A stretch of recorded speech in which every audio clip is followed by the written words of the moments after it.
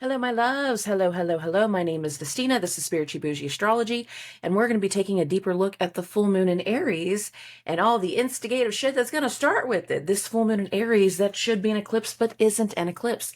This full moon in Aries that is going to launch us into the month of October. This full moon in Aries that is going to activate whole new cycles and trajectories over the course of the next 2 to 6 months. Now,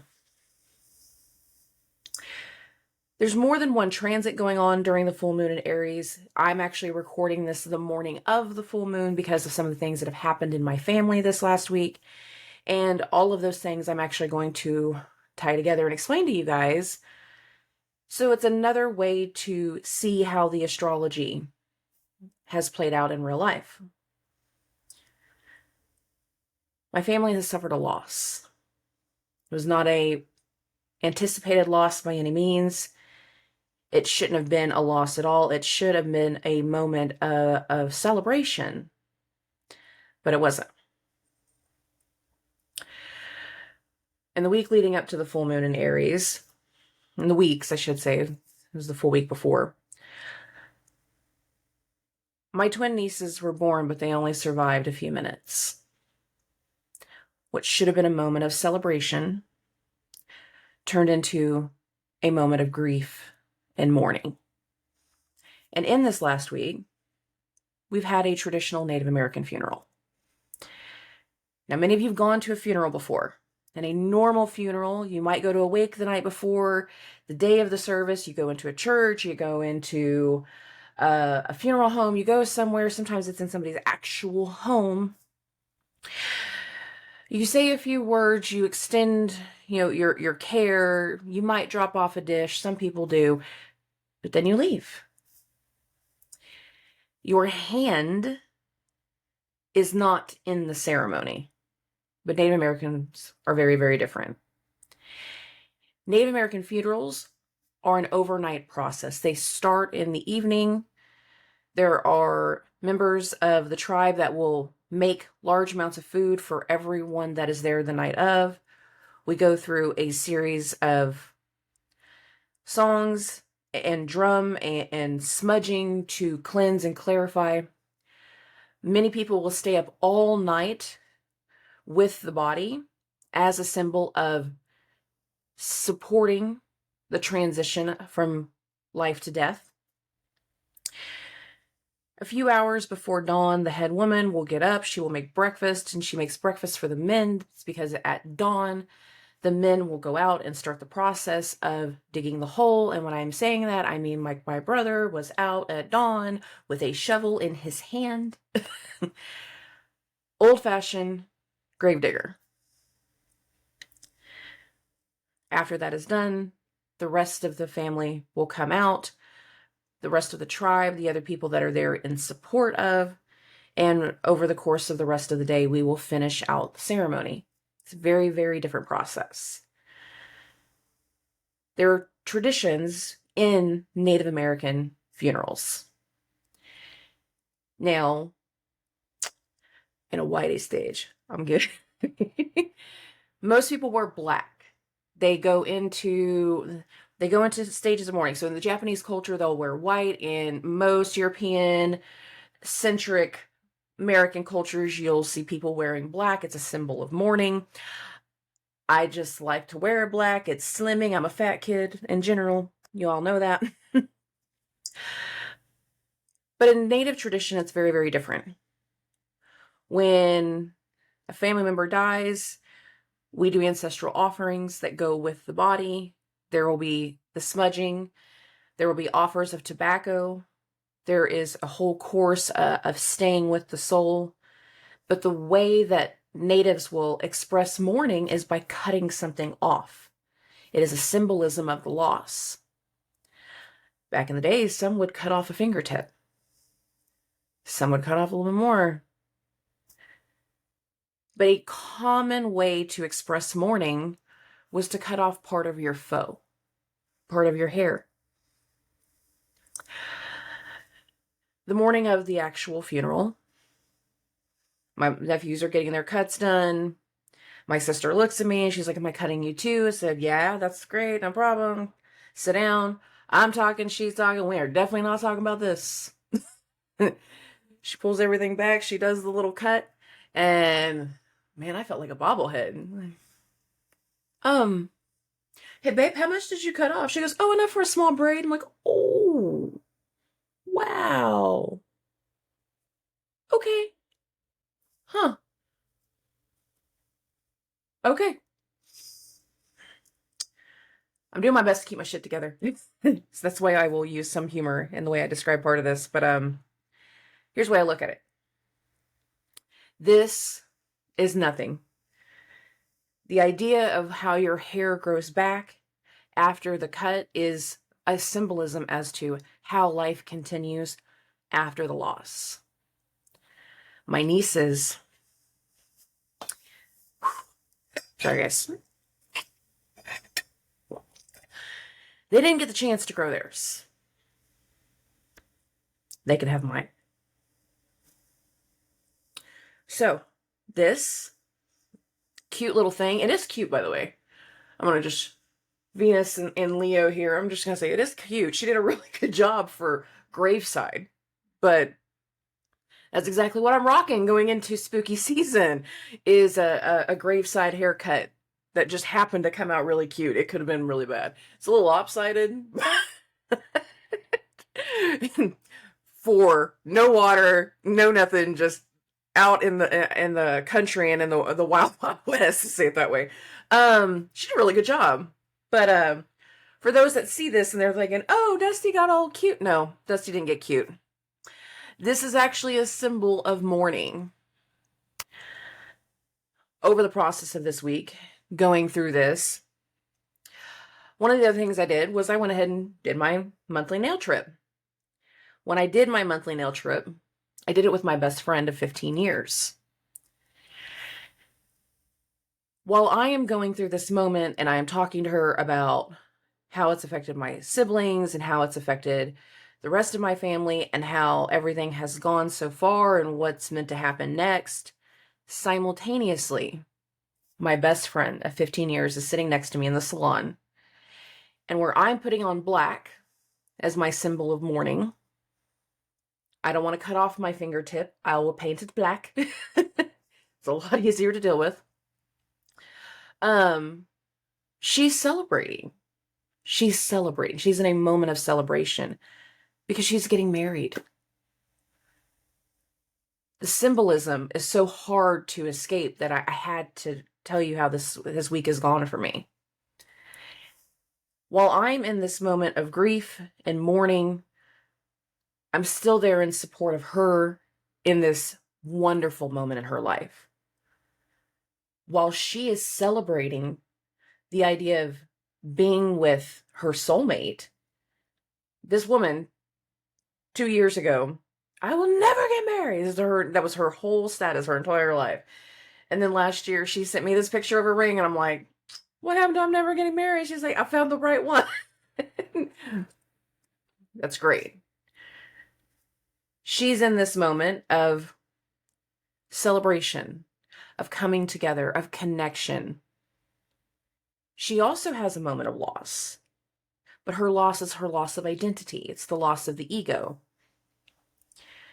Whenever it comes to traditions and symbolism, whenever it comes to marriage traditions, we lose parts of ourselves, but then we combine into another.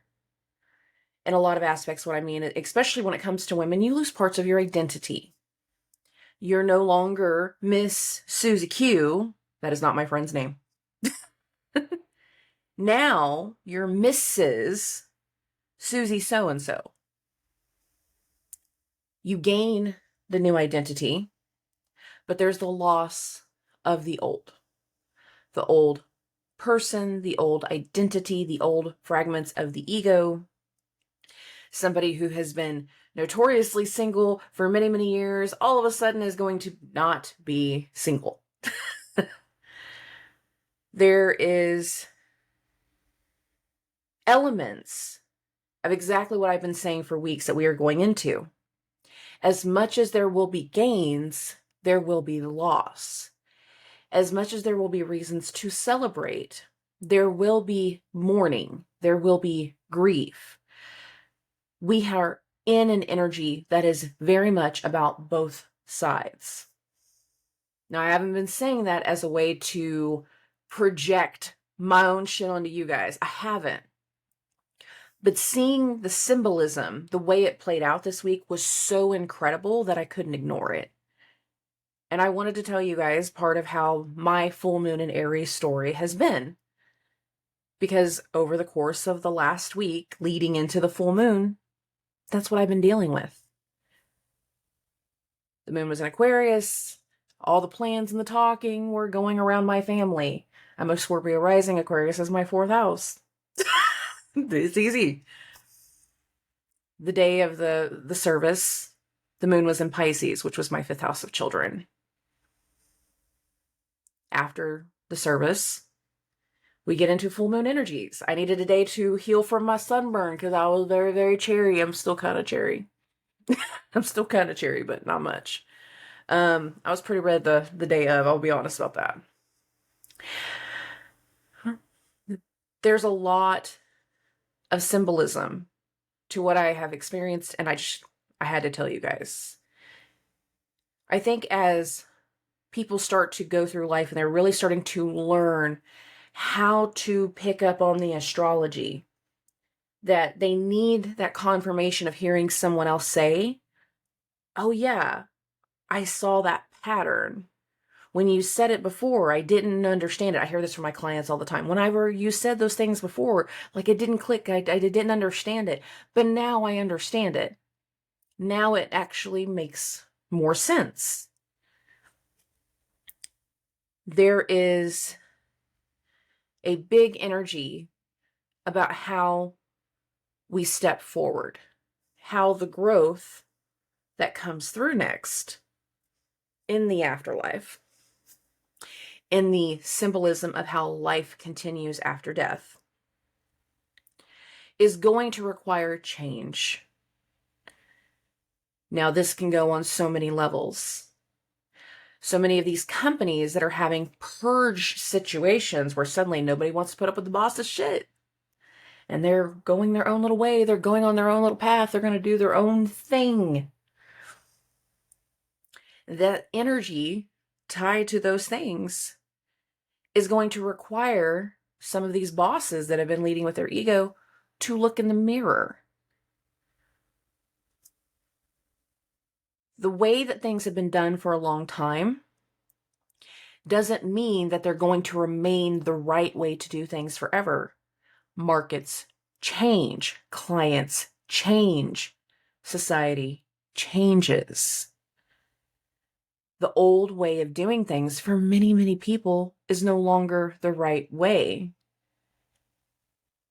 There is still needs for understanding that old way and that old format in the case that you ever had to fall back on it. However, that doesn't mean that it needs to always be the way of doing things. It doesn't need to be the end-all, be-all situation. Aries is an instigative sign. You guys have heard me say this about the cardinal signs before, but whenever it comes to the word instigative, Aries takes the cake. It does. And this is going to be a full moon in Aries. The ruler, Mars, the ruler of this full moon, he's on the other side of the sky. He's in a sign that is known as its detriment. He's in the sign opposite of what he rules. He's in Libra. But as we go through this full moon, that should be an eclipse, but isn't an eclipse. As we go through this, there is an underlying disruption. There is an activation in the sky in more than one way, and I'll show you that on the chart here in a little bit. There's another activation in the sky, an activation to a future date. During the course of this full moon in Aries, Mars is going to be at 21 degrees of Libra. In 2 weeks, on October 14th, the new moon in Libra will be at 21 degrees. at the time of the new moon in Libra, Mars, newly in Scorpio, will start going over the first eclipse point in Scorpio. That's not where we had the first actual eclipse. That's not what I'm saying. I'm saying degree-wise. We had one new moon in Scorpio while the South Node was going through Scorpio.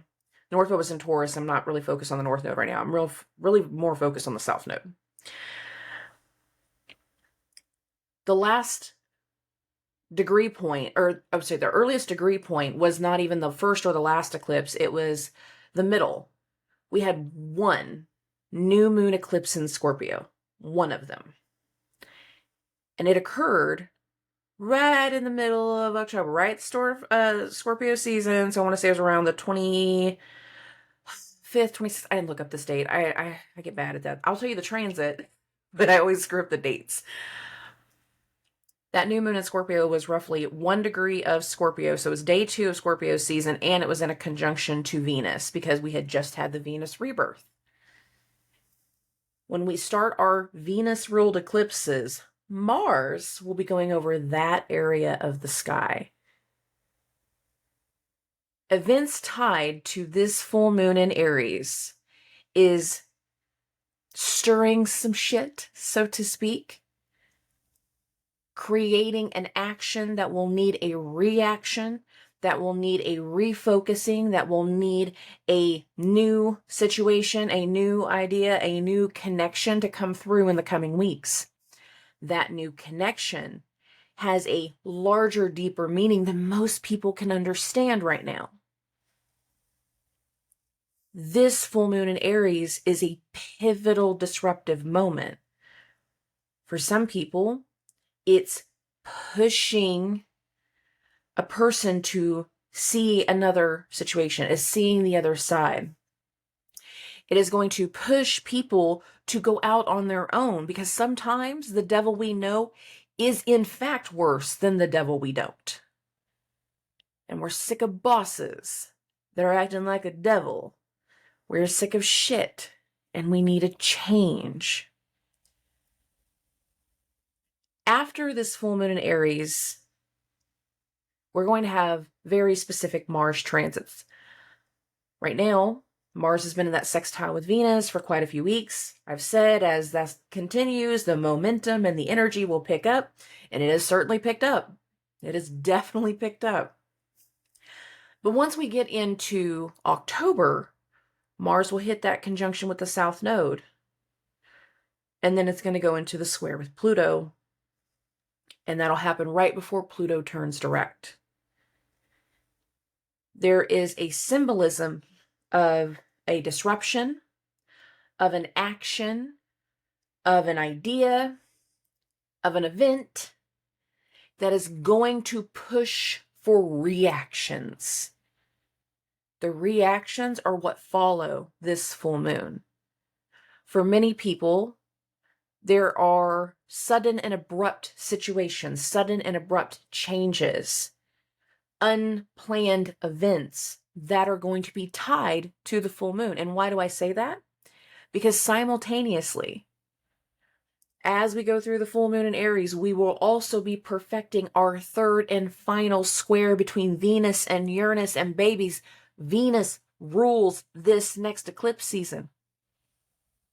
Venus is hosting Mars, and Mars is dancing over the eclipse point that will be happening first. The symbolism is undeniable. The pattern is undeniable. We are starting very big things in our lives. We are starting on new trajectories. And for many of us, it is bittersweet. And you've heard me say this before. A mother who is seeing her child get engaged, move into his first house, gaining a family, growing and becoming the next form of their own individual. They're ascending into that next form of adulthood. You're proud. There's pride. You did good. they're doing good, you did good. That's the result of good parenting, is whenever your kid's doing good. That or your kid's doing good despite you, that's a whole different conversation, and that's not tying into my example. We're going to stick to example in this regard. That child growing up, becoming a man, becoming a woman, whatever it is, starting a family, doing those things that they want to do, there is a sense of pride in that, but there's also a sense of loss. When most people get into a stable relationship, a good, healthy, stable relationship, sometimes not so stable, but in this regard, the person that they lean into is they're meant to be their partner. That will be the person that they share their life with, share their home with, share their stories with, raise a family with. If they do that, that symbolism alters your space. Now, some mothers can't handle that. That's a different conversation. But it is meant to alter the space. Mothers become crones. They become the elders. They become a different voice as their children grow. It doesn't take away the support. It doesn't take away the love. But their place, their marker, they got to start preparing to be grandmas. In a lot of ways, they're going to take on new adventures. They're going to take on their own new paths and new journeys. And some of them struggle with finding that purpose at first. But whatever you've done this moment, again, there is a sweetness. There's something to celebrate, as much as there is the realization that things are not going to be the same. And that is something that can be very, very hard for people to handle. These companies that the bosses have not done well with taking care of people. No company has mass exodus loss of employees without warnings. They don't. Those bosses did not take those complaints seriously. Those bosses did not want to lessen the profitability because, God forbid, they make a little less money and do what's fair for everyone that makes it possible for them to even make their money. God forbid we do something that's going to be fair.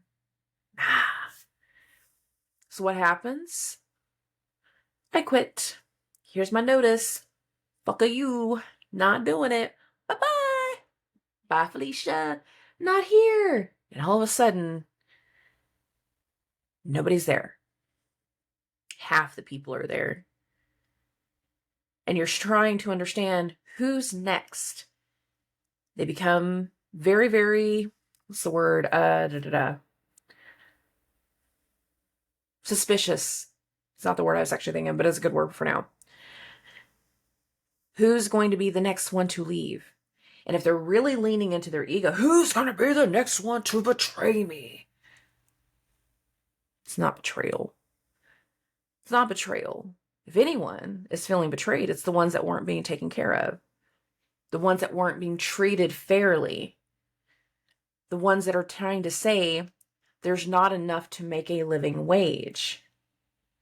Now, a big portion of why we're dealing with that is still because of inflation. And that inflation element can be tied back to things that went all the way to 2008. Much of where our energy needs to go now is preparing for something new, new industries, new lessons, new journeys. Sometimes it's going to be an entirely new field. I was in home building for years. I did not do this publicly for a reason. Everything I dealt with in my childhood told me to suppress this shit. I've talked about that before. But whenever I got divorced, after my grandmother passed, after certain things changed in my life, people started to just come towards me. I feel like you do these things. Can you help me? I feel like you can help me in a way that other people can't. Can we talk? Oh, yeah. Yeah? That's what we need to do. Sure. It took months for me to finally become more open to the idea of like talking to people about the fact that this is real. It's taken me a few years to get to the point that I will do this. And now more and more, I'm just like, not going back. There's another part of my full moon energy, not going back. This is it. This is how things move forward. This is how things will progress. How can I get you to stay? What can I do differently? How much more money can I pay you? Sometimes it's not about the money. Sometimes it's about the principle. Sometimes the boss is a dick.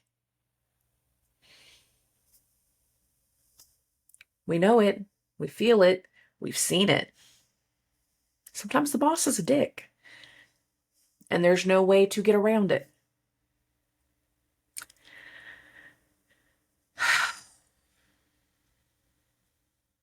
When it comes to Mars and everything it rules, it is very driven. It is very motivated. There's a lot of action.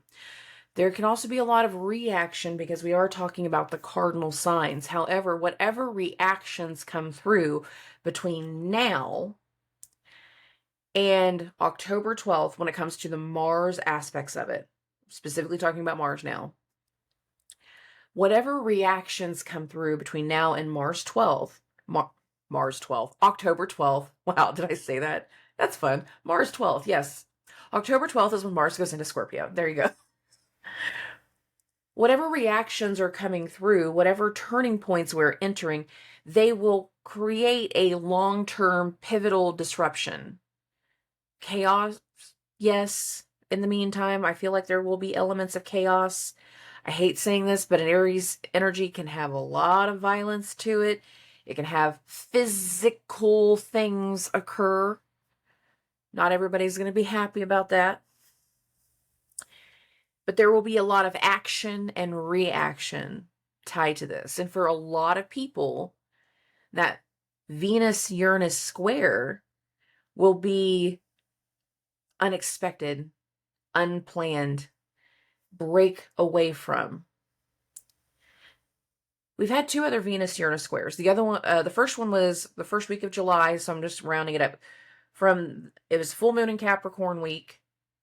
I want to say it perfected on the 3rd, but I'm going to say like through the 1st through the 5th, give you the range. You guys know me, I give you a range. The human effect needs a range. There were things that occurred during that full moon in Capricorn. There was something that shifted. It was time for a shift because it was a full moon in Capricorn. And Saturn rules time because Saturn rules Capricorn. Time for shifting. Time for transitions. Time to shake some things up. A lot of things have been shaken up over the course of the summer. I blame Venus. But really, a lot of it has had to do with Saturn and Pisces too. There are old things that need to come to the surface. Old things that require healing. After that healing can happen, then will come the need for recognizing how we can move forward, how we can change things, how we can create new paths in the healing process. Whether the healing process is dealing with a boss and going from a toxic work environment to a not so toxic environment, even if that means taking a pay cut, because not every time does it have to do with pay. For some people, the process has been going on strike and making a stand and saying, we're not going to put up with this. I wouldn't be surprised if we have transitions tied to that between now and eclipse season. And again, eclipse season is going to start October 14th. October 10th, Pluto turns direct. October 12th, Mars goes into Scorpio. October 14th, eclipse season. There's so many things that change. And before that, Venus will go into Virgo, and that happens October 8th. There's so many things that change in such a rapid pace that I mean it when I say this full moon launches us into October. Okay. Now, pull the screen. Give me just a second. It's doing what it needs to do. So if you have never listened to a podcast episode where I talk about the new moon or the full moon, just to be clear, I read everything from a whole house system because, again, whenever I first started to do this, I was doing everything, longhand by book. There was no computers for me to mess with. There were computers, but like not as accessible as like on your phone. And plus, I wasn't doing it publicly, so I really just paid attention to whatever their rising sign was, and that it worked. Now it's actually called a whole house system. We can thank Chris Brennan for that, and this is the way I've always read. I don't care if your ascendant is at 2 degrees or 25 degrees, because right now on the screen is at 25 degrees. This entire zodiac sign is your first house. And every numerical house that follows will now be associated with the next zodiac sign. I'm getting dry, sorry. So, whenever it comes to this full moon, it's not at the perfection. For me, it perfects at 4:58 Central Standard Time at 6 degrees of Aries. Simultaneously, you can see right here, because I have this on September 28th at 8 p.m., Uranus is entering its square with Venus. This will perfect over the course of the full moon day. It actually goes exact 12:59 Central Standard Time, so right after lunch. And by the time we get to the end of the 29th, so the end of Friday, Mercury, good old Mercury, will be leaving its shadow. I'll talk more about that in the closing. So, for Aries and Aries rising, this is going to be a full moon in your first house of you, your mind, your body, your ego, the way that you think about things, the way that you do things. Many Aries risings are having to make a change. They're having to make a change because they're understanding the weight of certain responsibilities. Saturn in your 12th is not messing around. Having Mars, your chart ruler, our chart ruler, because I'm a Scorpio rising, in that 7th house tells me that whatever change you are having to make in your person is tied very, very much to another person, another situation. It is tied to relationships. It is tied to partnerships. It is tied to a friend. It is tied to a colleague. It is tied to whatever is best for your children. It is tied to another person. I said the children thing because Mars is in Venus's sign and Venus is in your 5th. Uranus is squaring Venus. And where are we going to have our next eclipse season? In Libra, and it starts at this 21-degree mark. Whether you are making the choice to change something or somebody else is forcing you to make a change, there is a change tied to your body, tied to your mind, tied to your ego. You're either going back to the gym, and very mundane examples, you're going to commit to going back to the gym and getting healthy again because you want to be able to impress somebody else. You want to be able to go somewhere. You want to be able to do something. You are changing up something in your routine. You're getting something put back into place because you want to be able to attract more people and have more success. Uranus is in your 2nd house of money with the Venus-Uranus square. Some of you have had recent love opportunities, relationship opportunities, and for you to be able to make that relationship work, you recognize you have to adjust and you have to make changes. Now, the level of change is going to be different for everybody. Some of you, the change is just like learning how to accept another person in your daily routine and checking with them and talking with them. For other people, if you've been a Martian mindset, I only act a certain way and everything I do has to be my way or the highway, like an old redneck. Got plenty of experience with you guys, so meh. There's something about, no, it ain't your way or the highway. Sometimes you got to act like a fucking responsible adult. Be a person. Don't just go charging head first and be reactive. You have to balance yourself. Whether you're balancing yourself for a business partner, whether you're balancing yourself out for a specific relationship, whether you're balancing yourself out for your career, it doesn't matter. Some of you are going to have to make immediate changes to deal with a legal situation. The 7th house is about legal matters, just as much as partnership, just as much as romance and relationship. Legal things go through the 7th house. And not only that, your 7th house is associated with the scales. It's associated with Libra. Legal things can be tied to the 7th house. And again, it can be whether you made a choice to do these things or not. There is a change as an individual that is very, very necessary. And whether you're willing to accept that or not is a whole different ballgame. But if you're wanting that success in this connection, if you're wanting that success in partnership, if you are wanting to do what you're claiming you want to do and succeed in the way that you're claiming you want to succeed, healing is necessary. And once Mars goes into Scorpio, it can either be you having to pay out those legal situations, or it can be traditions changing and transformation changing. Mars going through the 8th can be you symbolizing transformation. You have the choice. What are you choosing? Are you choosing to stay the same? Or are you choosing to make a change for the other, for another, for that reason? We're leveling up. We're making a change. Okay. For Taurus and Taurus rising, this is a full moon in your 12th house. This is the unknown, the unseen, endings, healing, spirituality, shit going on behind your back. Some people have had your name in their mouth and you did not know it. There are disruptions that keep blindsiding you, that are disrupting your routine. They're keeping you from being able to work.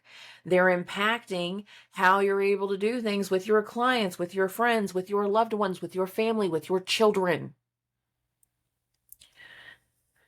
Some of you are trying to wrap something up.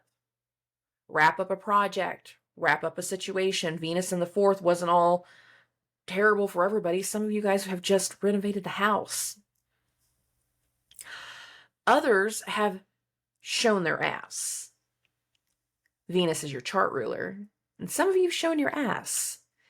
And what's going to happen over the moon cycle that follows for this next lunar month, so from the end of September to the end of October, this next lunar month for you guys is going to be having whatever you did in showing your ass come back around, and there will be lessons tied to it. Some of you have been watching other people show their ass, and the lessons are going to be what they have done and how they have impacted you.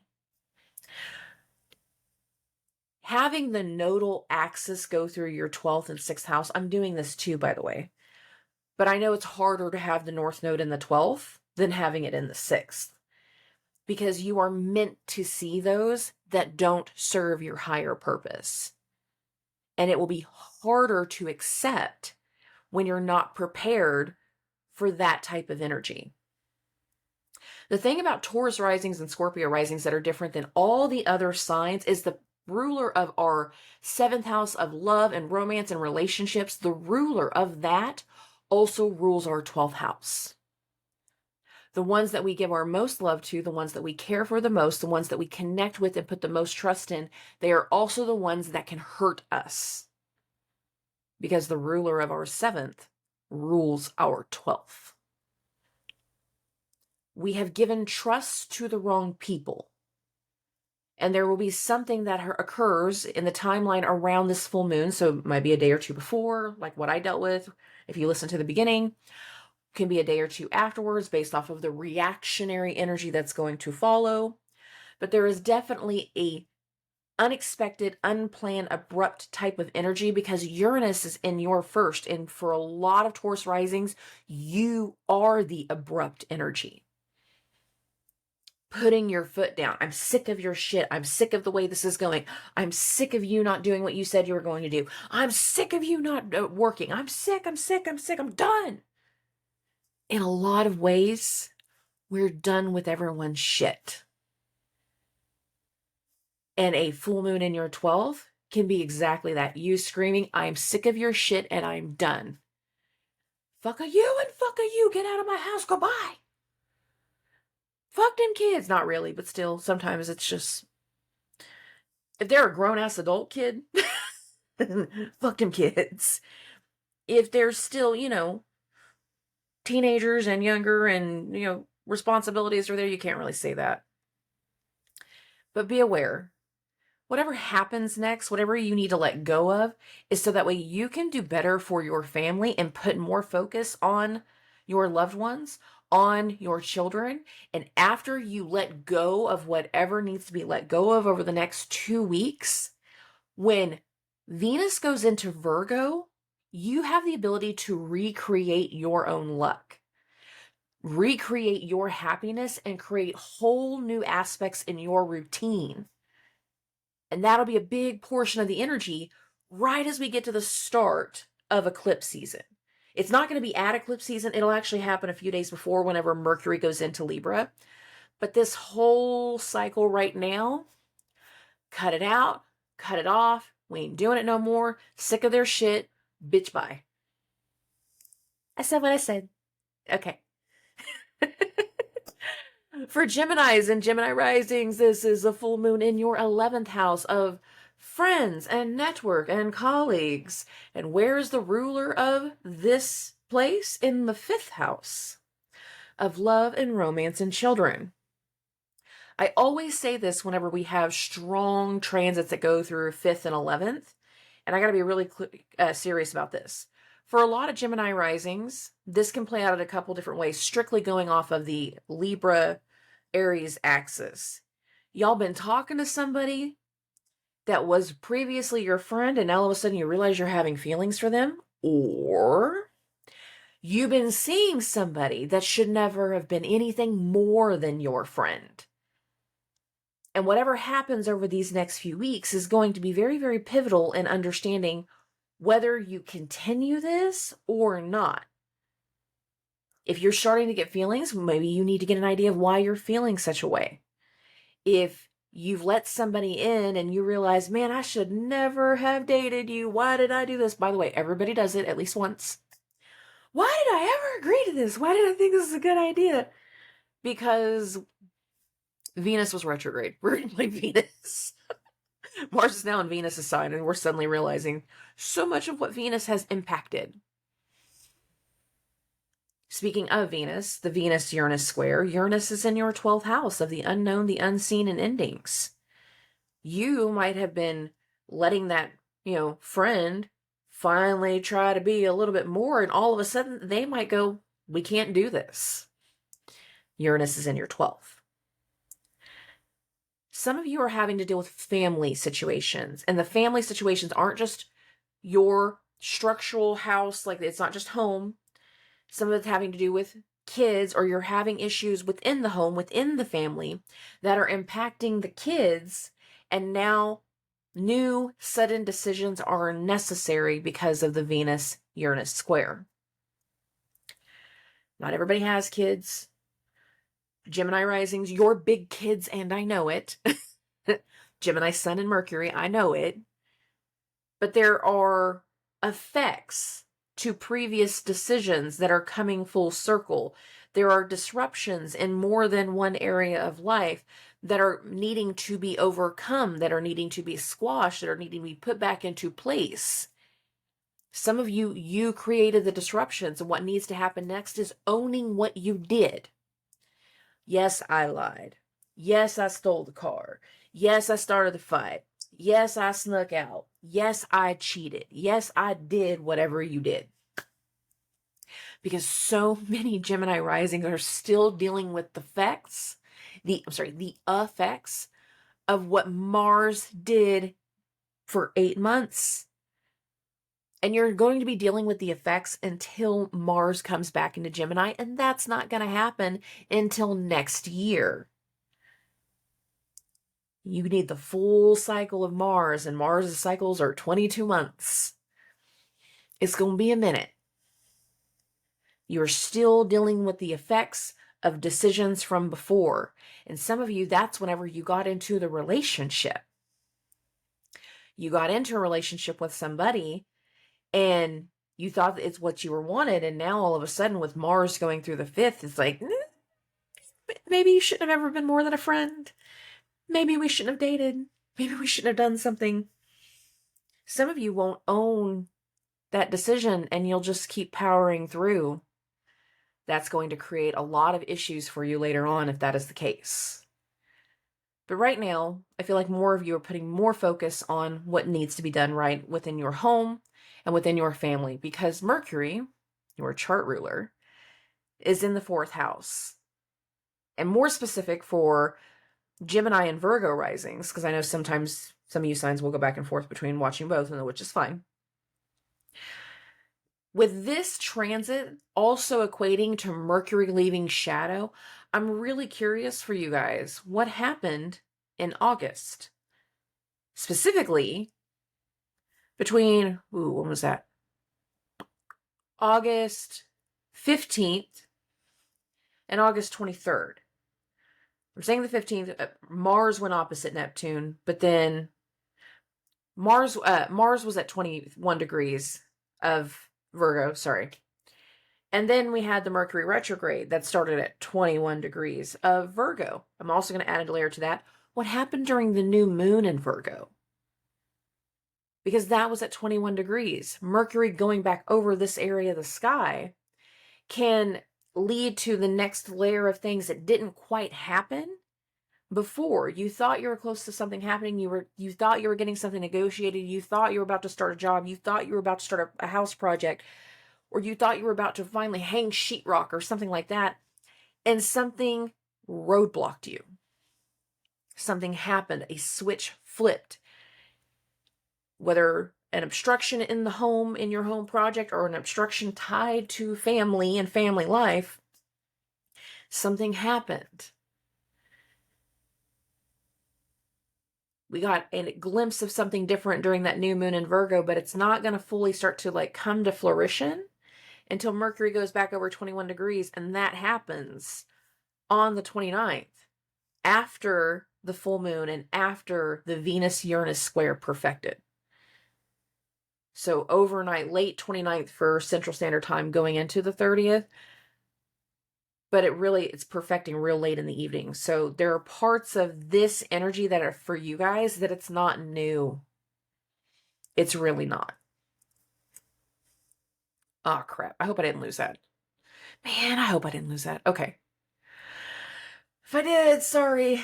Sorry, Cancers and everyone that's going to follow. Cancers and Cancer risings, this is a full moon in your 10th house of career and public image and where you want to succeed and how you shine and how you do things. The ruler of this 10th house is in your 4th house of home and home life and family. This is a teetering disruptive energy. For a lot of Cancer risings, you're realizing for you to have the career in the life and the future that you want, that something has to change at home.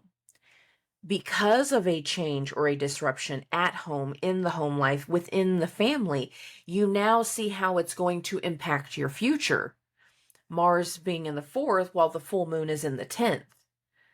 It's a very interesting energy for you guys. Many of you are seeing exactly what you're wanting. You've met people, Venus-Uranus square, that have told you other ways to make money, have had other ideas, have invited you into a partnership, and you've really considered it. And you realize that for you to take strong consideration of that, that means disrupting the home life and disrupting the family and disrupting something tied to this area. For some of you, you realize for you to have the career that you want, you're going to have to move. And that's going to disrupt the home life because we got to pack. Got to find a new house. There's a move. That move was necessary. Some of you have already just made the move and now you're just trying to get everything settled You know, you've already been in the process of moving into the new house for the next 2 weeks, and now you're seeing, okay, now I can focus over here. And now I can put more focus on career. Now I can do what I want to do over here. For some of you, you realize for you to have the future that you want, that education is on the agenda. You're going to go back to school, you're thinking about it, you're looking at certifications, you're looking at this additional training, you're looking at software classes and anything along these lines that allow you to learn something. That can happen. We can be making that decision. There can also be that wobby comple type of, I want to go travel, but I don't know where I'm going, because we want to do something like really freeing.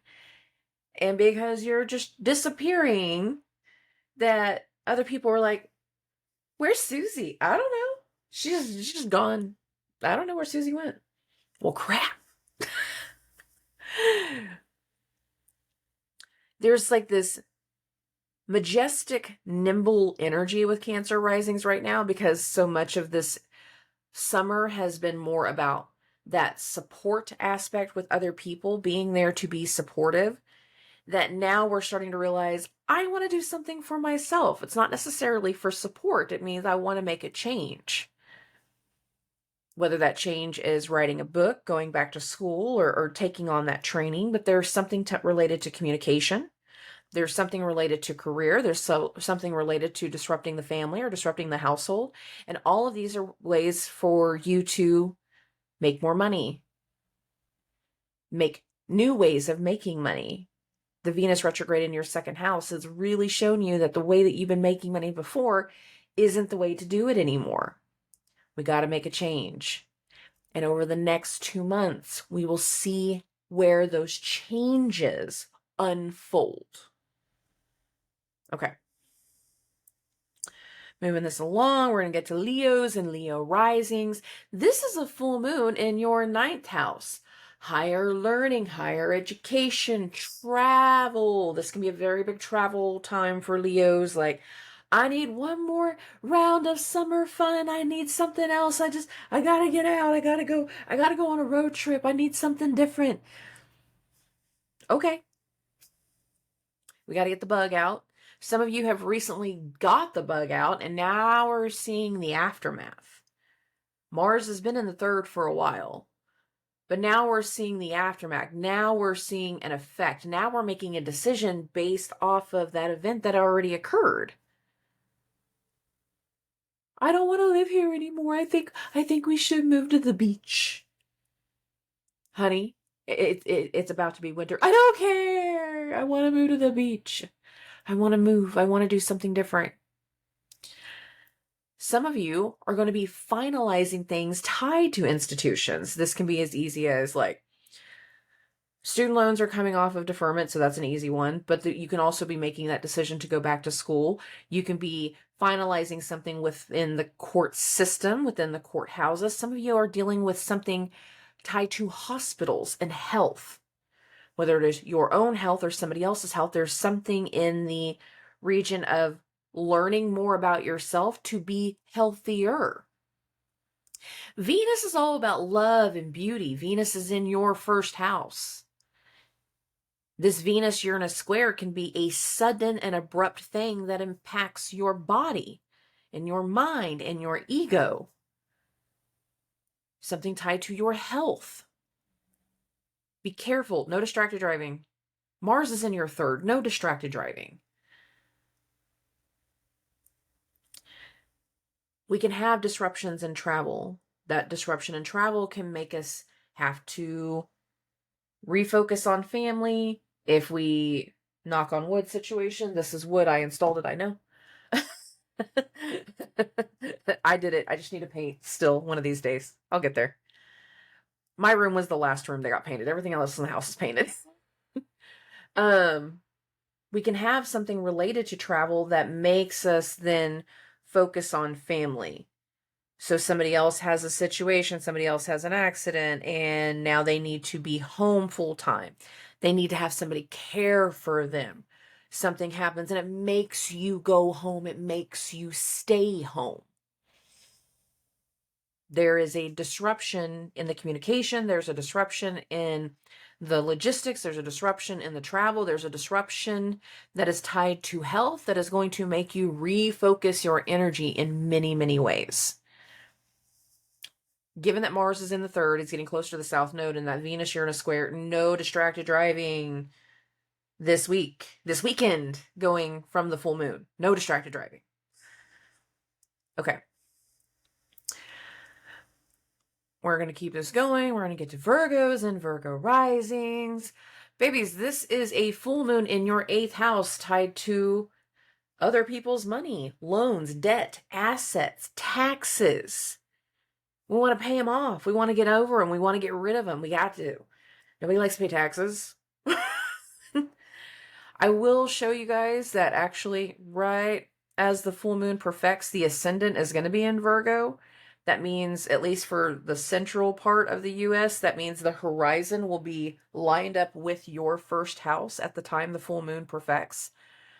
This can be a very powerful energy whenever it comes to transformation. The 8th house is very much a transformational house. Physical transformation, mental transformation, financial transformation. Mars is in your 2nd. Mercury will be leaving its shadow in your 1st house, and Venus in your 12th has really stirred some things up. A lot of Virgo risings are suddenly dealing with the aftermath of what has occurred. Some of you, that Venus retrograde tied into a dark night of the soul. Some of you, the Venus retrograde has tied into a spiritual upheaval and has shown you where you needed to step up as an individual, level up, and this leveling up energy is going to impact you financially. Some of you did not take any of the lessons seriously, and you're going to deal with the negative impact of what follows because we didn't do the right things. That Venus retrograde in the 12th, for some of you, it was your undoing. This is what I want. This is what I'll have. Gimme, gimme, gimme, gimme, gimme. Nope. For some of you, the financial aspects and the fact that Jupiter and Uranus are in the 9th, Uranus being in the Venus-Uranus square, Jupiter ruling your 7th house where Saturn is. Some of you, the financial things are going to be related to legal situations. Pluto's in the 5th. It can be about child support. It could be about child custody. And you being blindsided with something tied to this energy. You're not paying off debts. You're getting more debts in the full moon. And you're realizing the amounts of changes you have to make because Mercury is in your 1st. That Mercury retrograde was meant to show you where you needed to change things as an individual. We didn't all make changes last year whenever we were supposed to. And now the universe is forcing you to make those changes. There's a big financial element whenever it comes to Virgo risings, but there's also a big transformational element. Contracts and obligations, taking on new responsibilities, taking on new levels of authority, dealing with new levels of authority, and also dealing with those that have not been forthright, that have not been honest. Some of you are going to be coming clean about not being forthright and not previously being honest.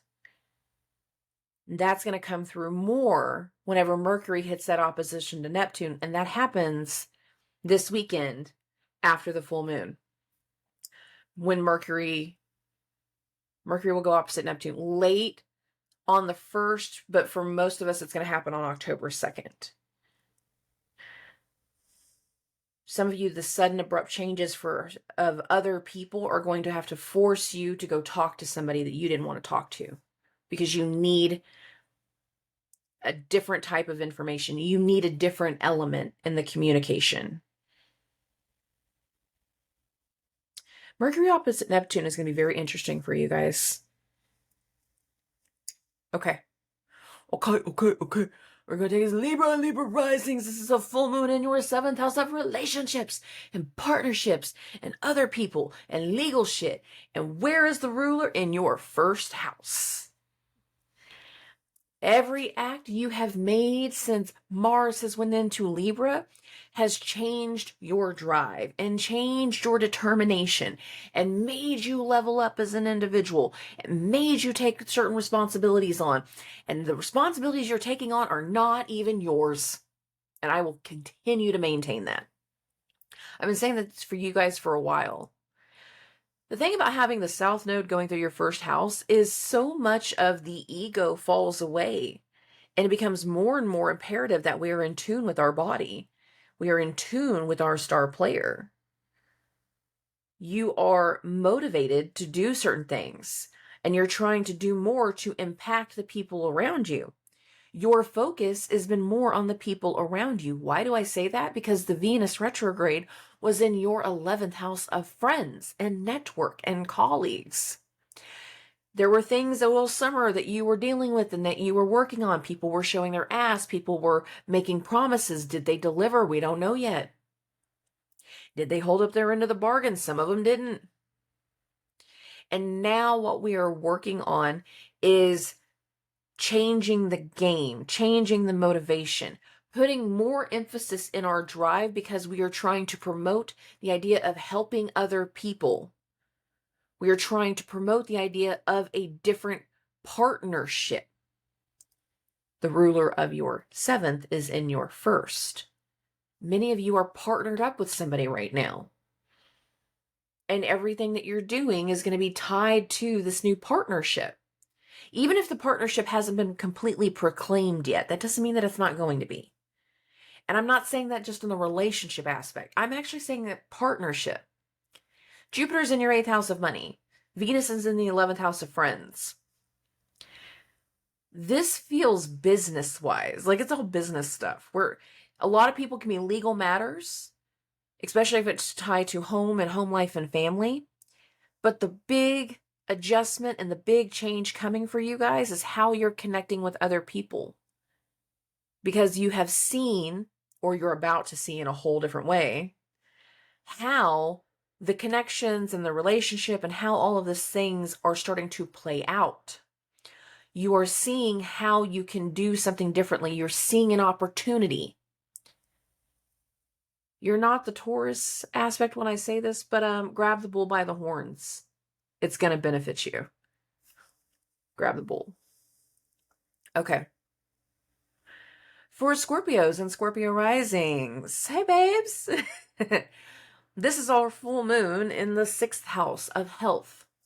How we care for ourselves, how we care for other people, how we are of service.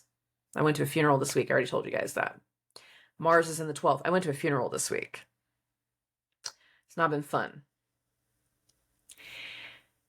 Much of the energy that we're going to be going through, especially in the immediate days around the full moon, is being very, very aware that we are being of service to someone or doing an act or an action with someone for the last time. Some of you are seeing those companies that are starting to close some things out. So what are we doing? We're helping with the transition, knowing that afterwards we might not have a job. We are helping someone cope with loss and cope with grief. Many of us are being signaled to heal. Many of us are entering a timeline where we're meant to help other people heal and other people change and other people grow. We just had the South Node for 18 months going through our 1st house. And one of our chart rulers, Mars, is about to come into that 1st house. These energies of sacrifice, of letting go of the past, of getting over wounds, of getting over trauma, it's about to be a very pivotal energy in who we become next in our identity.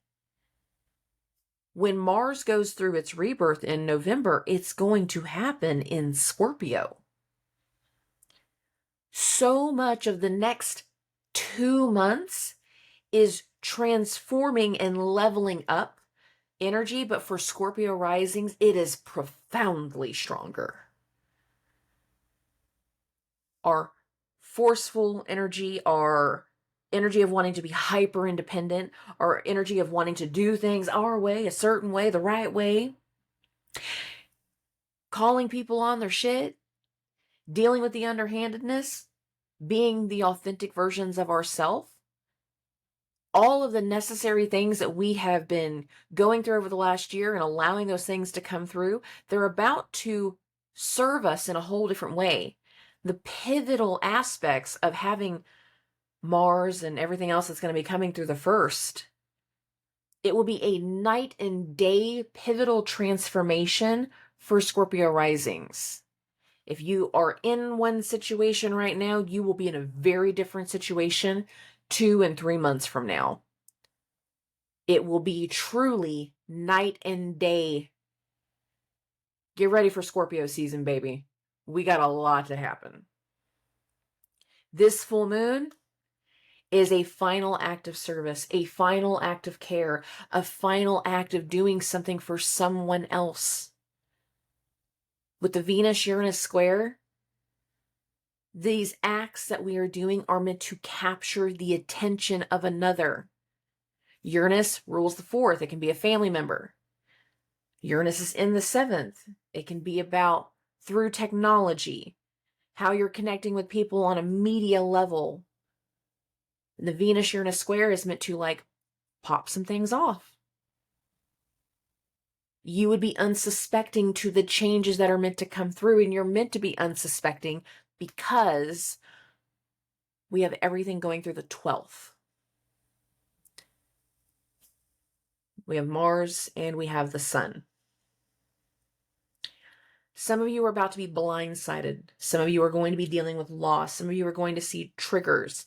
But some of you are going to see massive changes in the ego as we get closer to the start of eclipse season. All through eclipse season. I can't just say that. You're going to see the first trips whenever we have the Mars-Pluto square, Mars going over the South Node. No, I didn't say that in order. We're going to have the first little glimpses of it.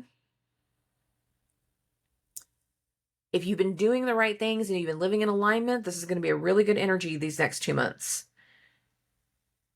The disruption right now is showing us where we need to let some things go.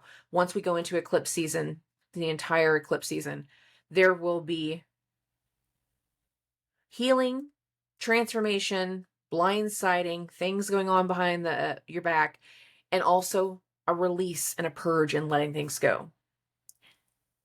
The thing is, as you release and purge and let go of the old, the support that comes through will be profound. It will shine in a way that you have never anticipated. Could have never anticipated. Better way to say that. Okay. For Sagittarius and Sagittarius risings, this is a full moon in your 5th house of love and luck and romance and children. Some of y'all dealing with things tied to your kids in the immediate. Some of you are feeling like your luck has completely ran out. Some of you are feeling like your luck has changed. Some of you are looking at a connection tied to a lover very, very differently. And for Sagittarius risings, I'll say you might also go listen to Gemini rising, just a smidge. But hear me out on this. Some of you are dealing with massive changes at home because Saturn has been in your 4th house of home and home life and family. And you're realizing these changes have truly impacted your children. Some of you, the situations that have happened at home, within your home life, within your family, the secrets that have come out, have shifted people tied to your childhood and the way that you view them. They've shifted the way that you see a lover or a past lover. Those recent situations have shifted the way that your children see you. And now we need to refocus on where we can heal and where we can do better and how we can overcome things and where we can change things in our routine. Jupiter, your chart ruler, is in your 6th house of health and service and routine. Some of you are realizing that the other side of the chart is the more important aspect, and we need to get some things lined out for our career. We need to get things lined out in regards to where we're going next in life, because we need to let go of a fear tied to money. And that's tied to Pluto being back in Capricorn. There's a very profound fear that there's not enough, that there's not the right things going on. And we're realizing with the Venus-Uranus square, so Venus square Uranus, and by the way, for Sagittarius risings, this is exact when the ascendant is in Sag. So 1 p.m. Central Standard Time, this is exact. You can see this. There's a sudden and abrupt decision. There's something that we decide that we're going to announce. I'm going to go back to school. We're going off to college. We're going to do something different. We're going on a road trip. And that might not be a fun road trip because of the Uranus part of that. You might be going on a quick road trip because of somebody else's health and a sudden shift and change tied to it. You might have to take a day before you tell the bosses, because right after the Uranus square, Mercury, as it's leaving shadow, will trine Uranus. We're making a decision to do something differently. We're making a decision to making adjustments in our career. Some of us are going into education. We're realizing that we know so much that we're hitting a point that the only way we feel like we're going to thrive and survive is going to be teaching others. And having Jupiter in the 6th, again, is going to be like changing the routine. Others are realizing, I want to go back to school. It's time to go back to school. It's time to do something different. It's time for this change. And because this is a necessary change, that is also going to result in how your career moves forward, and how you connect with certain people, and how you're going to do things moving forward. If you're laying the seeds now for going back to school, I would say for many of you, the next 2 to 3 years will be very, very profound in this aspect. Some of you are realizing you just need to do training. You're going into a new career, you're going into a new opportunity, and just need to go through the training. And once you complete the training, you will see the benefits of this career opportunity.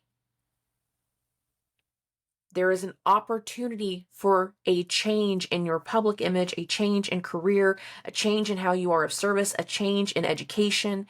There are so many benefits for Sagittarius risings, and you guys freaking deserve it.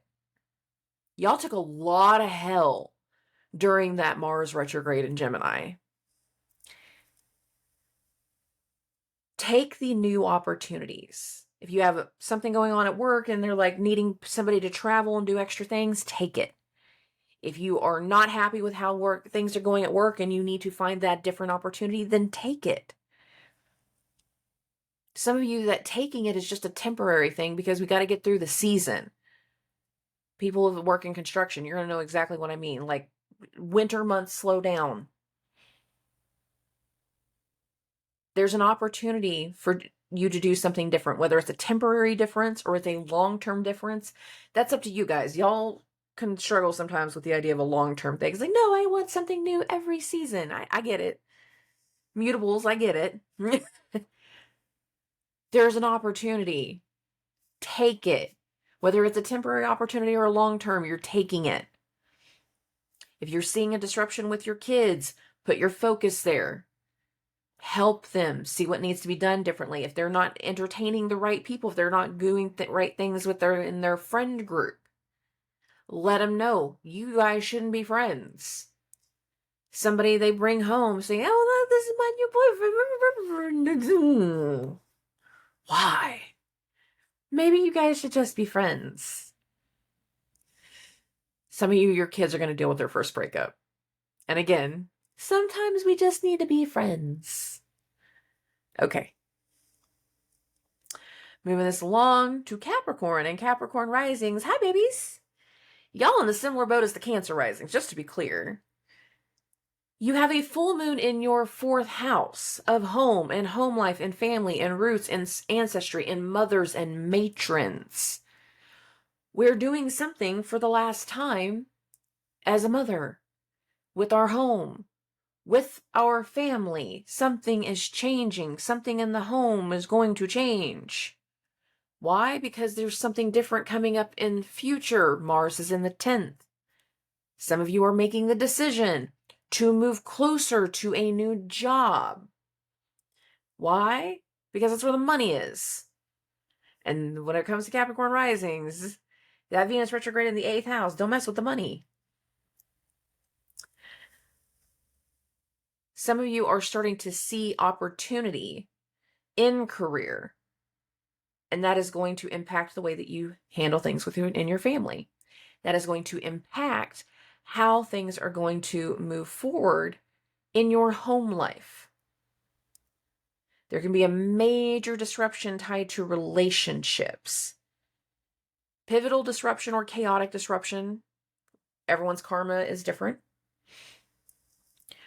Some of you are dealing with disruptions at work, and every time that thing happens at work, it pisses you off and you can't do things at home the same way. Every time you have something go wrong at home, it pisses you off at work and you can't focus at work the same way, and something needs to change. Some of you are dealing with changes tied to your children, and that comes through with the Venus-Uranus square, and you're seeing that transformation in children, like what I talked about in the intro. You're seeing how your children have grown. You are seeing how they are changing. You are seeing how they are evolving.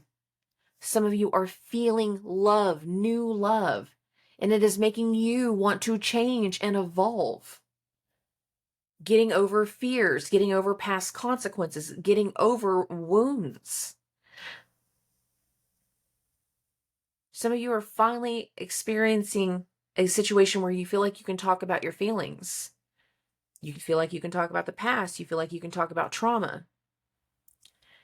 We're getting closer to this energy that signals transformation. Pluto turns direct October 10th.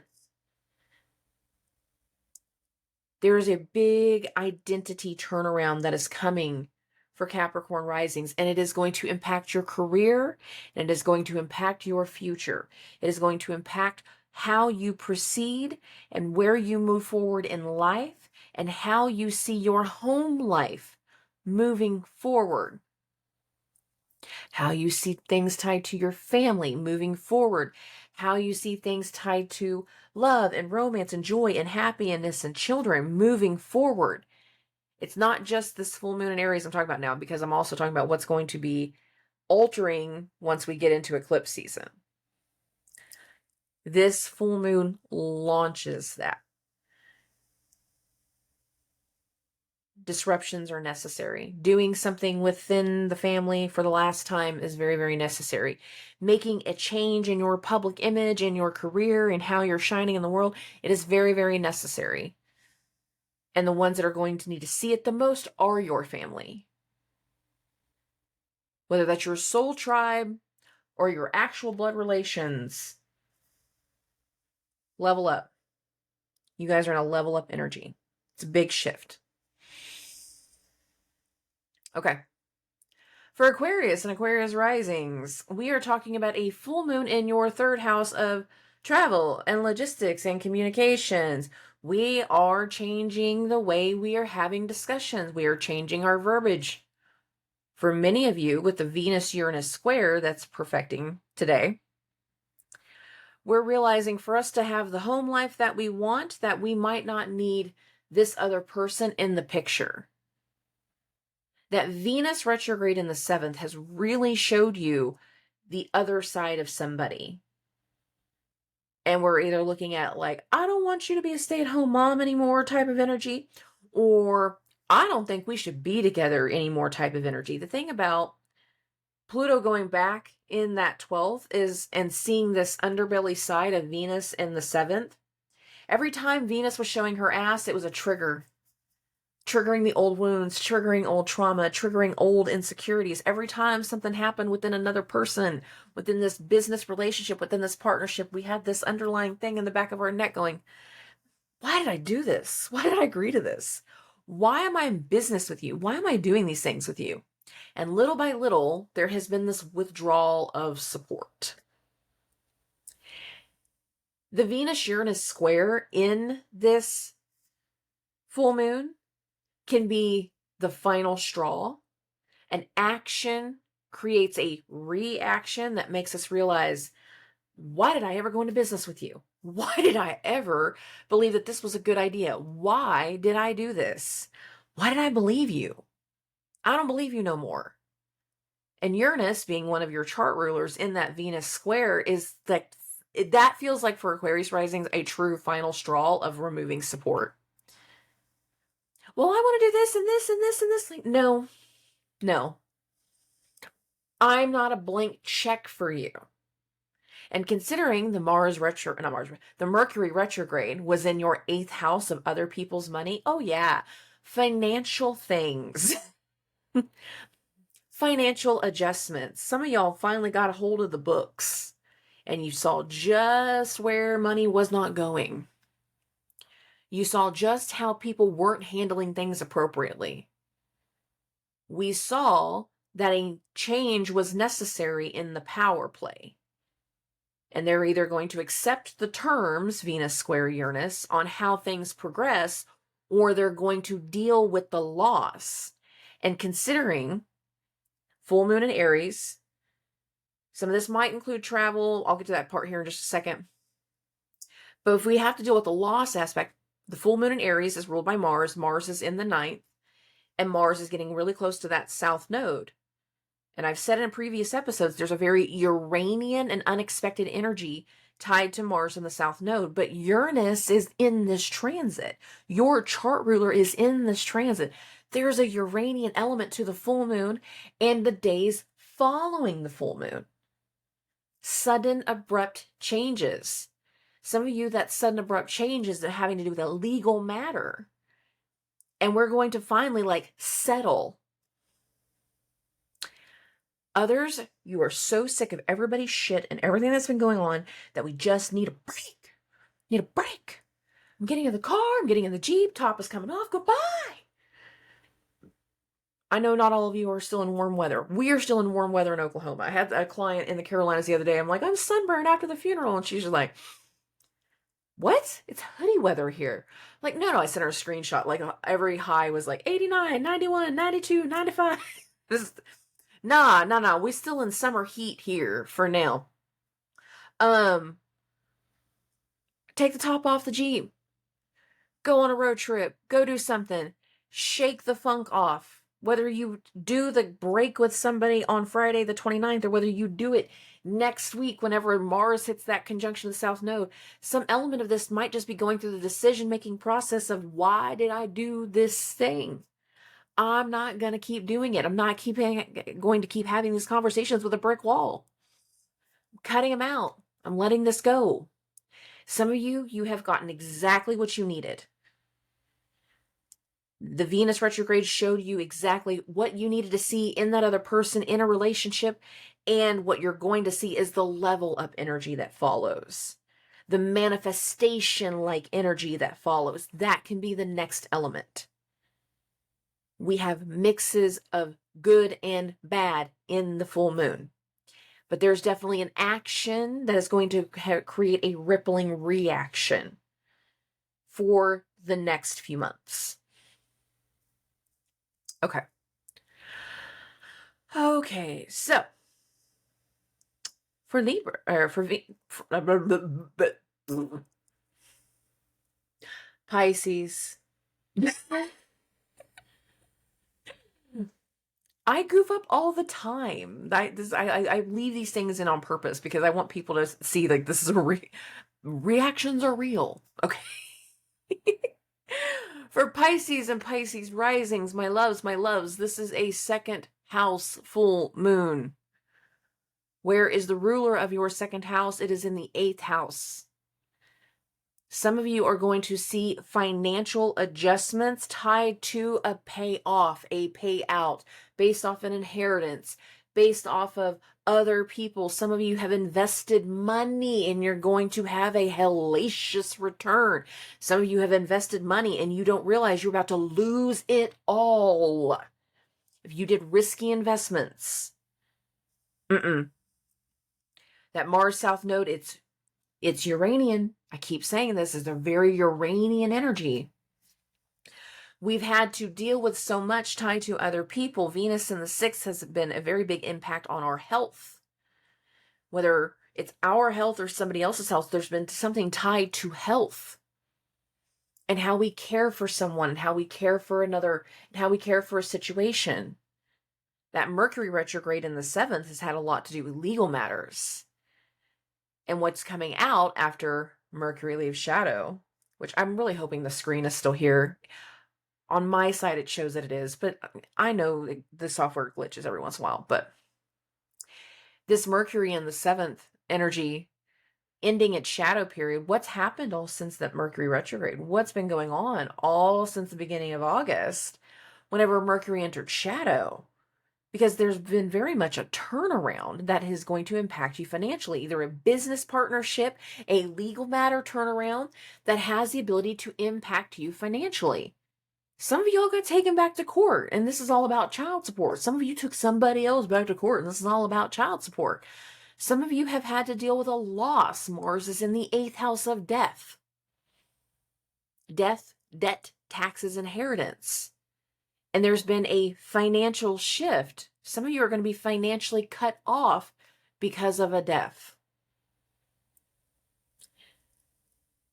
Financial transformation, health transformation, legal matter transformation, and we're going to have another hit over the course of the weekend. So in the immediate days following the full moon. The full moon, of course, is perfecting on the 29th. But by the time we get to Monday, Mercury is going to hit this opposition to Neptune in your first. There is a spiritual element, a level up energy, something tied to values, something tied to taking on more responsibility, something tied to the weight. Saturn in the first, there is a weight on you as an individual. There is a weight in the universe making you carry a boulder on your shoulders. That's the one thing about Saturn going through the first. You feel the weight of the world on top of you, and sometimes it is crushing. Other times, it is a beautiful transformational energy making you level up as an individual. But I know, having had the last few full moons being so heavily Saturnian, that now we're seeing what needs to change. Some of us just got forced into a change. Some of us are going to have a financial opportunity that comes through, a financial aid in some way. And some of you are going to have sudden reasons to travel with the Uranus-Venus square. Uranus is in that 3rd house, usually short distance travel, car travel. Some of us are realizing we're going to no longer communicate with certain individuals. That can still be tied to that loss aspect. For a lot of people, this full moon has a transformational effect.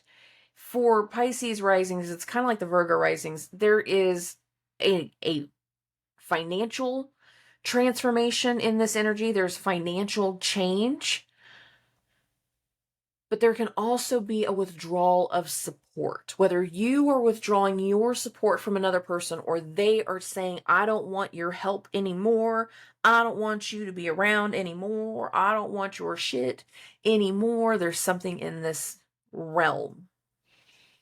Financial change, partnership change, supportive change, legal matter changes can be tied to work, can be tied to travel, can be tied to clients, but there's a huge financial element of change that's coming up that some of you are aware of, or you're suspicious that's about to happen, but hasn't quite happened yet.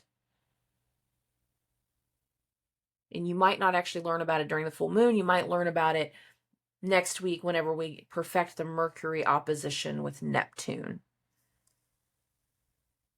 It's not all going to happen during the full moon, that is for sure.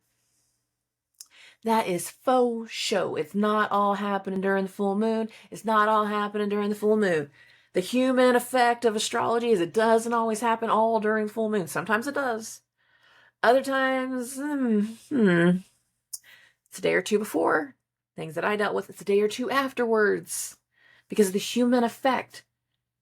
Some of you, what you're seeing, what you're going to experience is like the disruption wasn't your disruption immediately. It was that family member. It was that extra person. And their disruption falling onto you takes a few days for that energy to fully kick in.